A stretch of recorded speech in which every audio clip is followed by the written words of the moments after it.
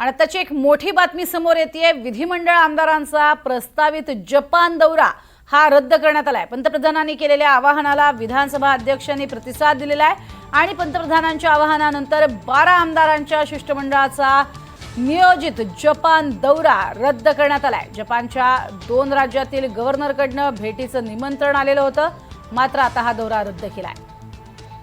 अधिक माहिती घेऊयात सागर कुलकर्णी यांच्याकडनं। सागर, हा दौरा रद्द झालाय, असे आणखीन कोणते मोठे दौरे असणार आहेत?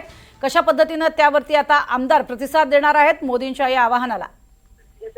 वास्तविकतेत विधिमंडळाकडनं जपानचा दौरा काही विधानसभा अध्यक्षांसह सदस्यांबरोबरचा आयोजित केला गेला होता।